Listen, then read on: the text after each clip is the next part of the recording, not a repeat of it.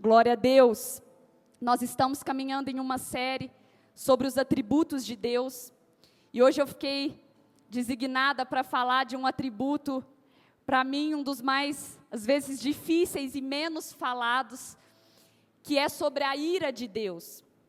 Nós sabemos que quando nós nos relacionamos com alguém, nós queremos que essa pessoa nos conheça 100%. Nós também queremos conhecer as pessoas 100%. E muitas vezes, nós não ouvimos geralmente sobre esses atributos de Deus revelados na palavra, um pouco mais complexos, e conhecemos apenas Deus pela metade. A W. Pink, no seu livro Deus é Soberano, ele diz que pregar metade de um Cristo é fragmentar o seu caráter. E nós, hoje, somos o povo que Deus tem designado e clamado para que nós possamos conhecer Ele na sua plenitude. Deus, Ele quer conhecer um povo, Ele quer se relacionar com um povo que não quer apenas a metade daquilo que Ele é, mas um povo que quer conhecer Deus 100%. Há gente aqui, há pessoas aqui que querem conhecer um Deus 100%, diga amém, aleluia.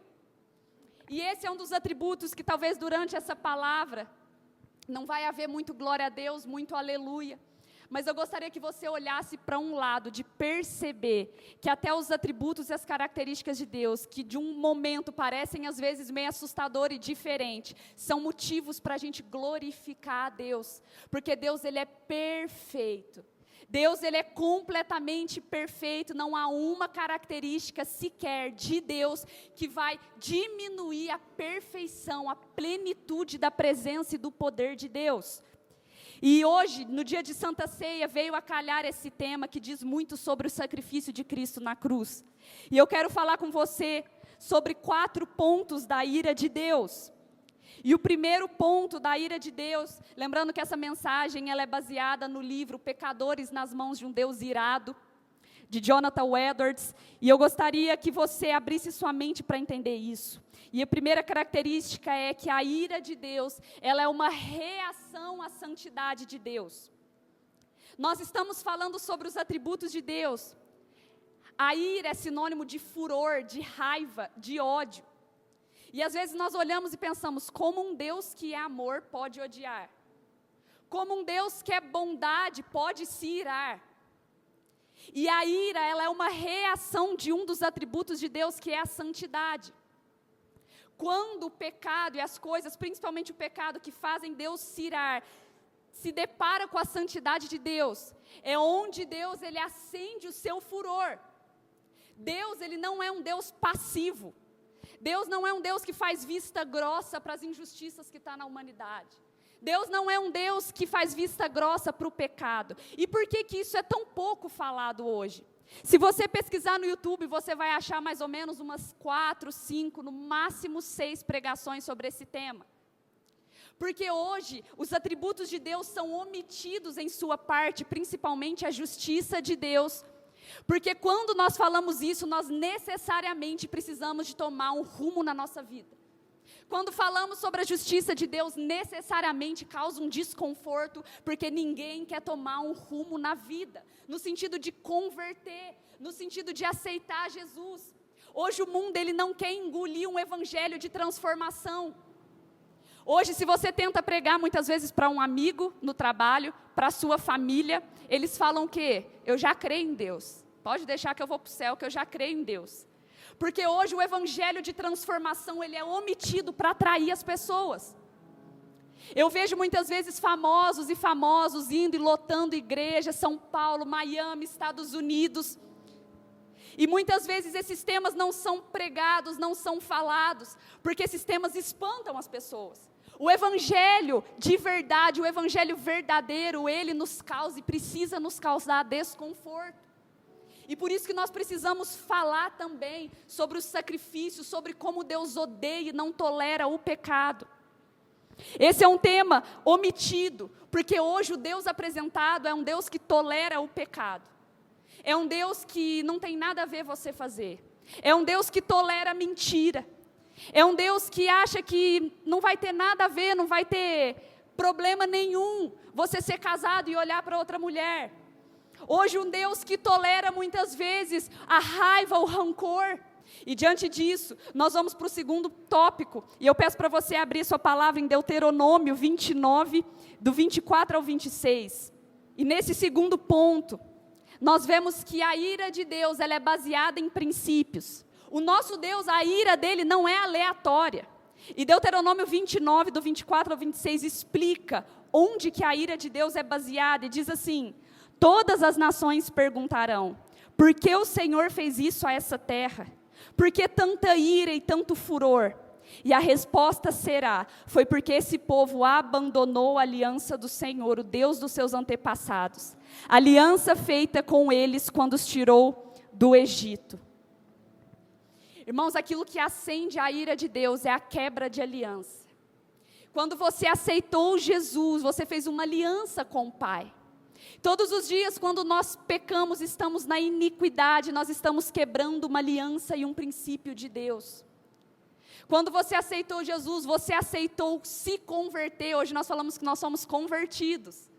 E a conversão, se você anda de carro, dirige carro, você sabe que a placa de conversão é uma mudança de rumo.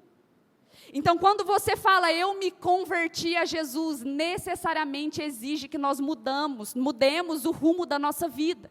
Que nós estávamos caminhando em trevas, em pecado, na iniquidade, mas quando você conheceu Jesus, rapidamente você muda a direção, porque é impossível conhecer Jesus e não mudar de vida. É impossível conhecer Jesus, esse amor, e continuar na iniquidade. Mas Priscila, nós somos pecadores, sim, eu também sou.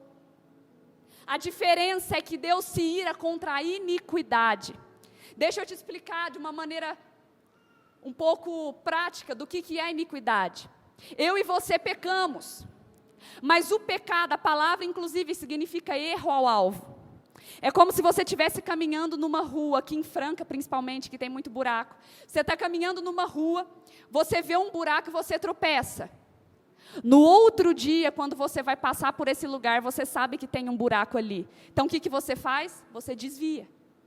Esse é o pecado. É quando eu e você estamos caminhando em Jesus e de repente nós caímos em algo, isso é comum. Mas nós nos levantamos e sabemos no outro dia que ali não é um lugar que nós devemos passar, então nós nos desviamos daquilo. A iniquidade é quando eu olho no outro dia, na segunda eu passo e caio no buraco, na terça eu passo e caio no buraco, na quarta eu passo e caio no buraco. É como se eu tivesse ali gostando daquele lugar de iniquidade, de sujeira. É aquela pessoa muitas vezes, e até o próprio Jesus ele diz isso, que nós somos ovelhas do seu pasto. Se você suja a lã da ovelha, a ovelha se incomoda, porque a ovelha nasceu para ser branquinha. Quando você aceitou Jesus, Ele te lavou com o sangue dele. Hoje você é uma ovelha de Jesus. Você pode olhar para essa ovelhinha do seu lado. Alguns homens não gostaram, então olha para o ovelhão que está do seu lado. Você é uma ovelha do Senhor Jesus, você foi limpo. Hoje a sua lã é branca. Mas há algumas pessoas que gostam de viver como porcos. O porco, o habitat natural dele é a lama. Tenta tirar um porco da lama, irmãos, para você ver a briga que você vai arrumar com aquele animal. E o cristão nasceu para poder, hoje, quando nós sujamos a nossa lã, rapidamente nós chegarmos até Deus e dizer: Senhor, eu reconheço que o teu sangue me purifica. Eu não habito nesse lugar de lama mais. O pecado não me prende, o pecado não pode mais segurar até amarra sobre a minha vida, porque eu e você fomos libertos, amém? Glória a Deus. E quando nós olhamos para isso, nós vemos que as quebras de aliança que aconteceram na Bíblia resultaram na ira do Senhor. Você lembra de Nadab e Abiú? Quando eles foram oferecer, eram sacerdotes, foram oferecer um fogo para Deus. E aí o que eles fizeram? Eles eram de uma família sacerdotal, eles tinham um princípio a cumprir. Eles foram pegar qualquer coisa e foram oferecer para Deus. E ali subiu um fogo estranho diante de Deus, e a ira de Deus se acendeu sobre Nadab e Abiú. Ananias e Safira mentiram sobre o dízimo que eles estavam entregando ali para os apóstolos, quebraram um princípio, a ira de Deus se acendeu, porque Deus conhece o nosso coração, irmãos, sabe quando nós estamos fazendo aquilo, Mesmo que nós saibamos que somos livres, sabe quando nós estamos caindo no erro e gostando daquilo. Mas quem conhece a Jesus, como eu disse, é impossível continuar no pecado, porque reconhece que você foi comprado por um preço de sangue. Não foi qualquer coisa, foi o próprio Deus que não julgou com usurpação ser igual a Deus, mas antes a si mesmo se esvaziou, assumindo a forma de servo, tornando-se semelhante a homens, indo e obedecendo até a morte e morte de cruz. O nosso Senhor Jesus fez isso por mim e por você. E no livro de Salmos capítulo 7, versículo 11, no livro de Salmos inteiro, você percebe diversas vezes o rei Davi falando sobre o furor de Deus. E no livro de Salmos 7:11 diz o seguinte: Deus é um juiz justo, um Deus que manifesta dia após dia o seu furor. Se uma pessoa não se arrepende, Deus afia a espada, prepara o arco e o aponta, prepara suas armas mortais e faz das suas setas flechas flamejantes.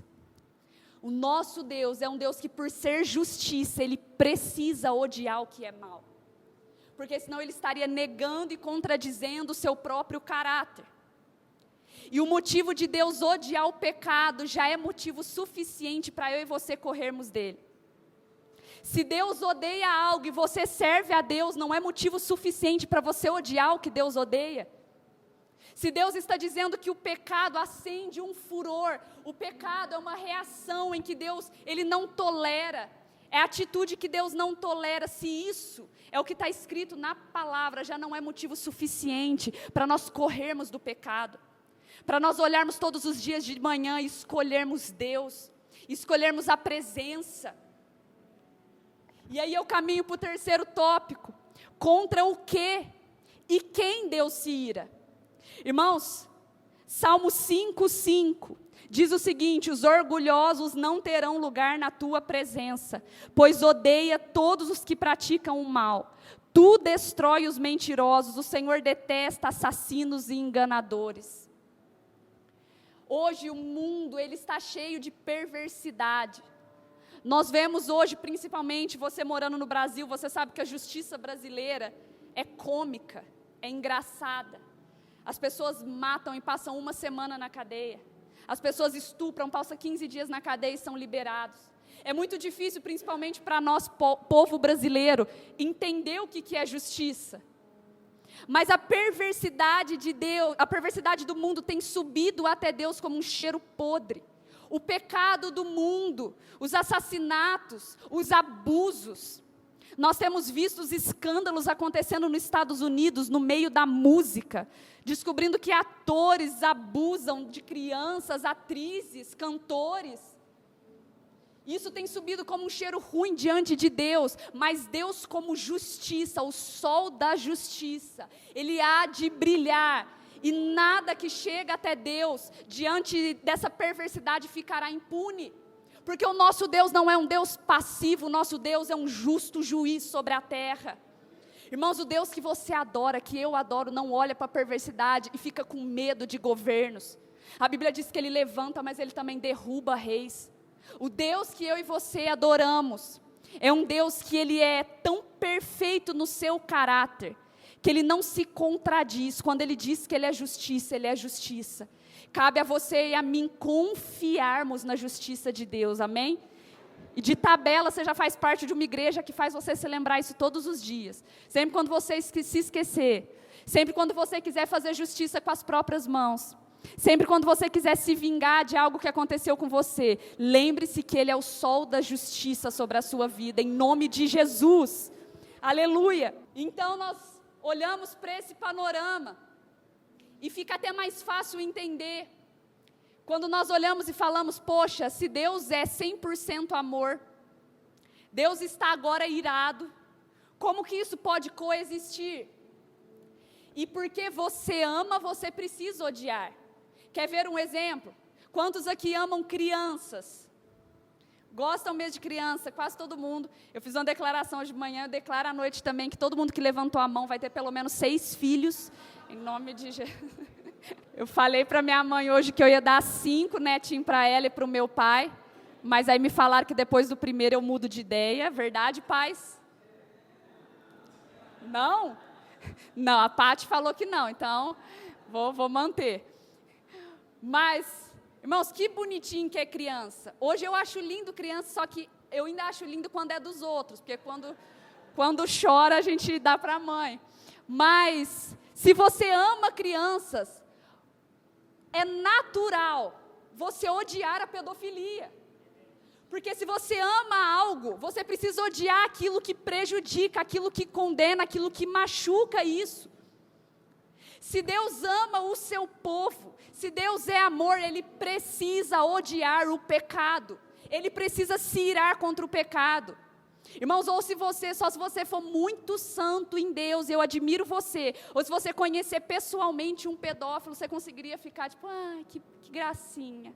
A ira que sobe no ser humano já é incomum. Imagine Deus olhando o pecado, condenando ao inferno seus filhos. Aqueles que eram para ser chamados filhos de Deus, sendo condenados ao inferno pelo pecado. Por isso Deus não tolera o pecado. O pecado mata. O pecado mata não só espiritualmente, muitas vezes fisicamente. Quantas pessoas e jovens morreram no último mês embriagados nas rodovias? Quando os jovens estão morrendo de doença sexualmente transmissível, o pecado não mata só a alma, mas ele está matando o corpo.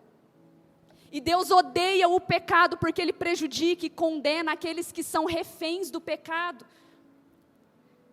E quando nós olhamos para isso, nós vemos que com Deus, por ele ser assim, é sim ou não. Com Deus não tem nada a ver. Eu vi um post no Instagram que dizia que no inferno vai ter uma cidade chamada Nada a Ver. Porque hoje é tudo o que as pessoas falam, não tem nada a ver. Não tem nada a ver sair da igreja e ir para o bar. Não tem nada a ver sair do culto de jovens e ir para uma festinha, não tem nada a ver. Não tem nada a ver a mentira, não tem nada a ver o rancor, a fofoca, não tem nada a ver. Mas com Deus é sim ou não. Não tenho morno, não tenho nada a ver, não tenho não sei. Ou o cristão toma uma posição na sua vida com Deus, ou ele vai para sempre caminhar em cima do muro. É tempo de nós tomarmos posição com Deus. Você é ou não é cristão?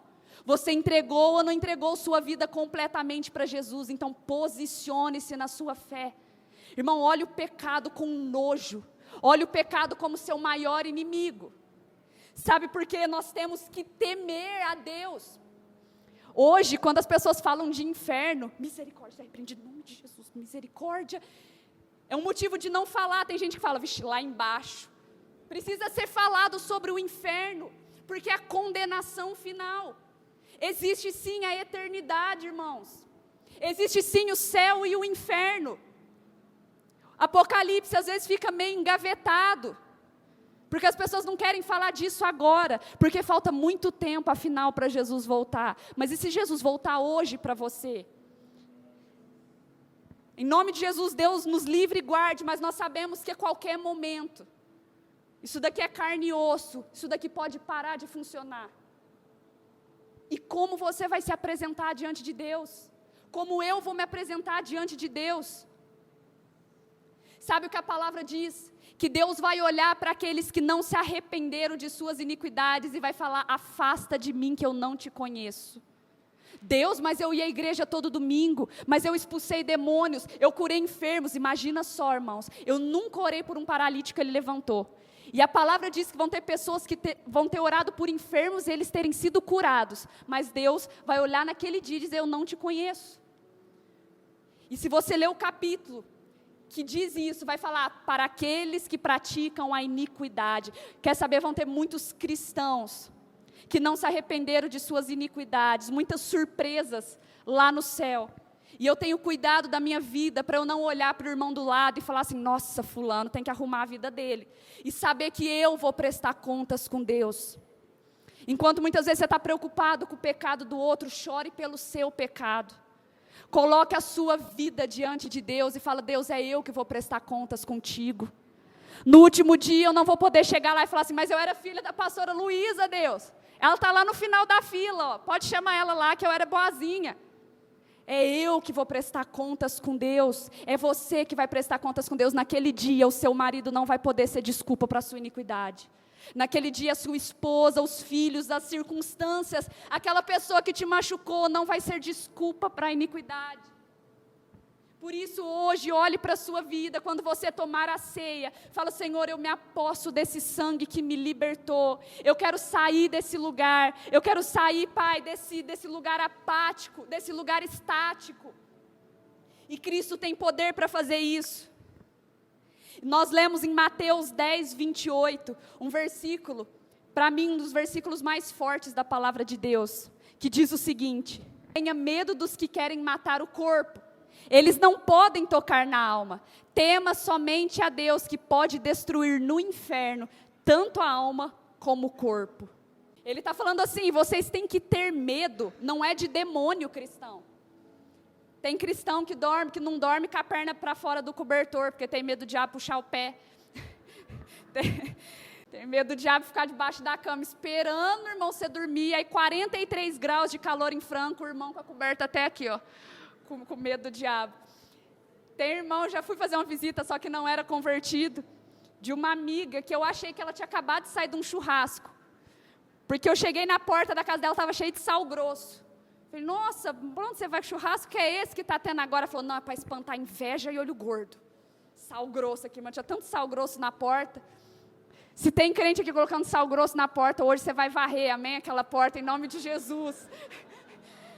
Irmão, o cristão aí coloca filtro dos sonhos no carro para espantar todo e qualquer tipo de olhar maldoso. Não tema homem que pode matar apenas o corpo, não tema o diabo não pode fazer nada com a sua alma, porque ele é um condenado, ele é um derrotado, Satanás.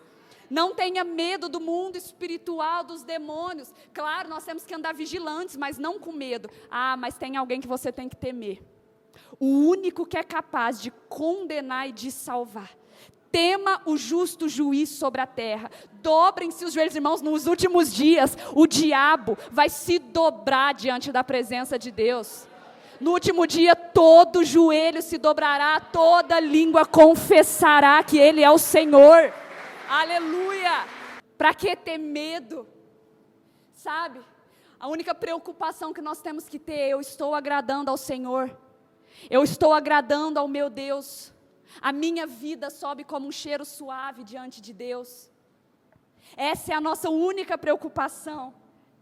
E a última coisa que eu falo com você antes de nós passarmos para a ceia com a pastora Luísa, é que é uma pergunta, na verdade, é o último tópico. Quando Deus aplica a ira dele? Porque até agora nós entendemos que Deus fica irado, mas existe algum momento que Ele derrama essa ira, ou isso só vai se enchendo? A Bíblia diz que a ira de Deus, ela fica em um cálice, é como esse copo, ela vai se enchendo, uma hora tem que ser derramada. E foi em 2 momentos, um momento já foi e um será, que a ira de Deus foi derramada sobre a humanidade, sobre o pecado. Mas hoje eu quero falar só sobre a primeira. A segunda a gente pode ter uma oportunidade de falar um dia, que é no juízo final. E eu não quero estar aqui para ver isso. Eu quero estar com o Senhor Jesus. Quantos vão estar lá? Não quero nem estar aqui para ver isso. Mas a primeira vez, que é justamente o que estamos celebrando hoje, nesse domingo, que a ira de Deus foi derramada. Preste atenção nisso. Toda a ira de Deus contra o pecado que já tinha passado, e os pecados que viriam, inclusive o meu e o seu, precisavam ser derramados, porque o cálice da ira de Deus já estava cheio. A santidade de Deus já estava reagindo à perversidade do homem. Então o cálice da ira de Deus se encheu. E aí ele teve uma grande ideia. E a ideia que Deus deveria, eu vou falar por mim, irmãos, a real ideia que Deus deveria ter era derramar sobre a minha vida. Era derramar sobre a sua vida, porque nós que causamos a ira de Deus com o nosso pecado. Mas então Ele olha para o seu filho, sem pecado, justo, um homem que não tinha nenhum defeito sequer. E então, Ele, com um plano de missão para Jesus, Jesus se apresenta voluntariamente, para poder permitir que eu e você fôssemos salvos da ira de Deus. Deus olha para o seu filho e fala para eu não derramar ira sobre cada um de nós, para eu não derramar ira sobre você, Tiago, para não derramar ira sobre você, Van, sobre mim, Priscila. Alguém precisa levar isso. Deus não ia falar, não, deixa isso passar, esse pecado passou. Deus é santo, Ele precisava exercer justiça sobre o pecado, mas Ele tinha um plano de salvação sobre a minha e a sua cabeça. Ele tinha um plano de salvação para mim, para você, não recebermos essa condenação. Então Ele envia o seu próprio Filho, Ele envia Jesus. Jesus vem, desce como Deus, como homem, 100% Deus, toma os nossos pecados sobre si. Todo o pecado da humanidade estava sobre os ombros de Jesus. E foi quando Ele diz no Getsêmani, em Mateus 26, 39, Pai, afasta de mim esse cálice. Que cálice que Ele estava falando? Do cálice da ira de Deus. Ele sabia que era insuportável. Mas quando Ele olha e fala, contudo, que não seja feita a minha, mas a tua vontade. Ele está se apresentando voluntariamente pela minha e pela sua vida. E então Deus, a Bíblia diz que Jesus lá na cruz, Ele disse, Pai, por que me abandonaste? Deus meu, por que me abandonaste? A palavra diz no Novo Testamento que Deus vira o rosto contra o pecado. E naquele momento Deus abandona o seu Filho pela sua natureza santa. Todo o pecado da humanidade sobre os ombros de Jesus.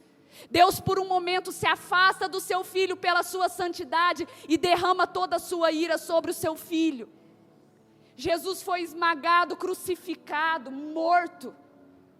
Mas havia um poder de ressurreição, porque a morte não podia o segurar.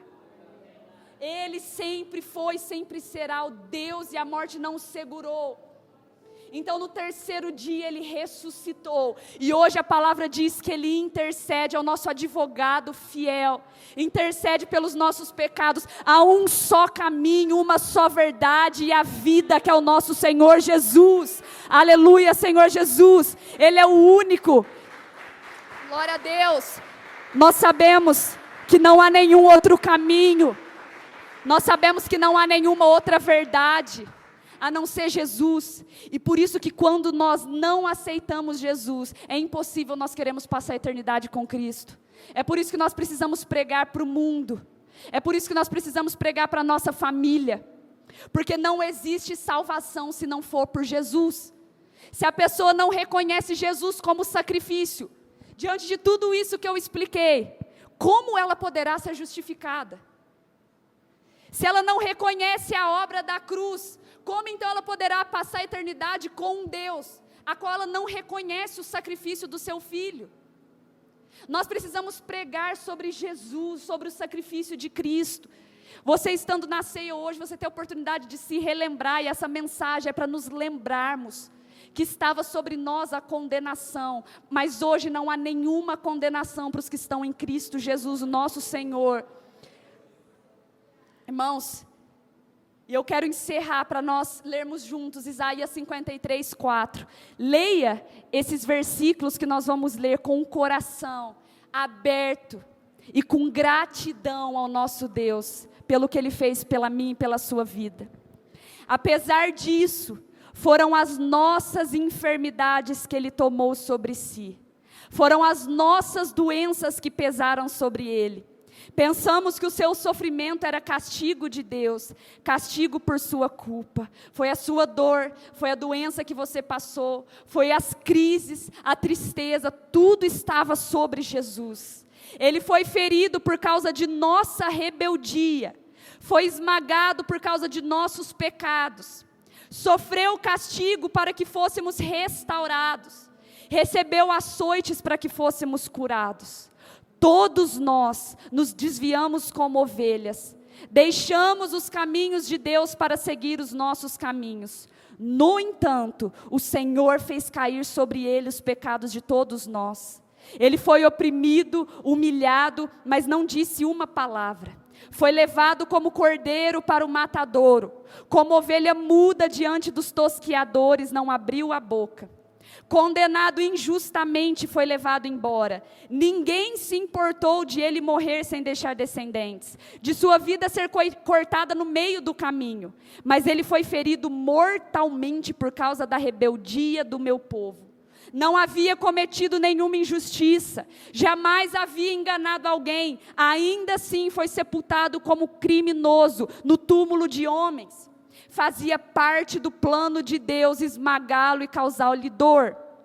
Quando, porém, sua vida foi entregue como oferta pelo pecado, ele terá muitos descendentes, terá vida longa e o plano do Senhor prosperará nas suas mãos. Quando ele vir, tudo o que resultar de sua angústia será satisfeito. E por causa que tudo que o meu servo justo passou, ele fará que muitos sejam considerados justos, pois levará sobre si o pecado deles. Eu lhes darei, nós damos Jesus, a honra de um soldado vitorioso, pois ele se expôs à morte, foi cortado e contado como rebelde, levou sobre si a culpa de muitos, intercedeu pelos pecadores. Glória a Deus, esse é o plano de Jesus. Hoje a doença, a dor não te prende, não tem poder sobre a sua vida porque alguém já pagou por você. Hoje o pecado não te prende porque alguém levou sobre si todos os seus pecados. E de graça, e pela graça, nós ainda recebemos vida eterna ao lado de Deus Pai. Aleluia, fica de pé no seu lugar. Senhor Jesus, nós te adoramos, nós te agradecemos. Se você pode, abra sua boca e exalte ao Senhor. Diga: Jesus, obrigado. Obrigado porque o castigo que me traz a paz estava sobre o Senhor. Obrigado porque era para ser eu naquele lugar. Eu reconheço o Senhor como meu Salvador. Diga isso com vontade, com verdade: o Senhor é o meu Salvador. O Senhor me salvou. Através do sangue do corpo de Cristo, nós reconhecemos o sacrifício substitutivo de Cristo naquela cruz. Nós declaramos que queremos conhecer o Senhor Jesus mais e mais. Todos os dias da nossa vida, nós queremos habitar com o Senhor pela eternidade, porque sabemos que fomos salvos, remidos pelo sangue do Cordeiro, o nosso Senhor Jesus Cristo. Aleluia, vamos adorar o Senhor em nome de Jesus.